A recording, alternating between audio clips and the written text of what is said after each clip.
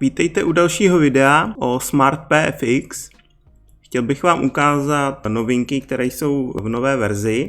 V menu nastavení je možnost změnit jazyk na angličtinu.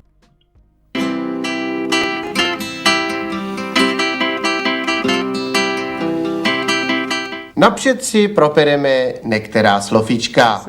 You can see English in settings, menu, machines, new report, all is in English. I can change it to Czech. A vidíte, zase to máme v češtině.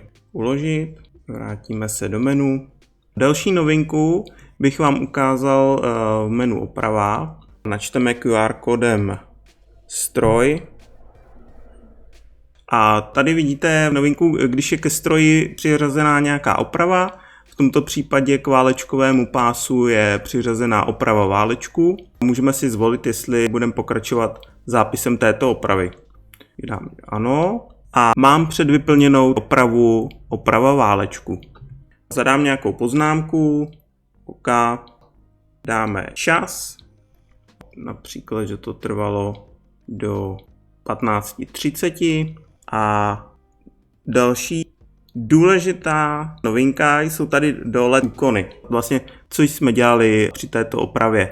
Takže zkontrolovali jsme váleček jsme naměnili, bylo potřeba ho jenom promazat a je tady pak požadovaná činnost měření průvěsu pásu, kde tady je numerická hodnota, když to posunu výš, změřili jsme 1 cm, což pravděpodobně bude v normě, uložíme a máme hotový zápis opravy.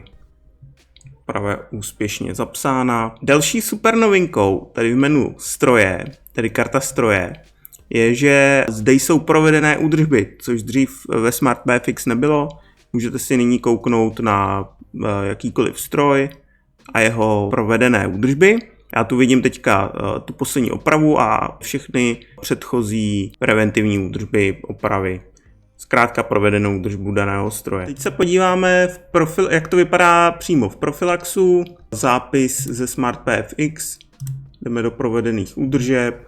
Poslední zde máme z dneška 33. oprava válečku. A vidíte můj zápis. Tady se podíváme na úkony. Je vyplněno, teda zaškrtnuto, že byla kontrola válečku, mazání válečku a měření průvěsu pásu 10 cm za válečkem byl 1 cm. Toť vše, mat je zde vyplněný, všechno je v pořádku. Pokud se vám video líbilo, dejte prosím dole like, palec nahoru, když tak vpravo dát odběr a neunikne vám žádné video.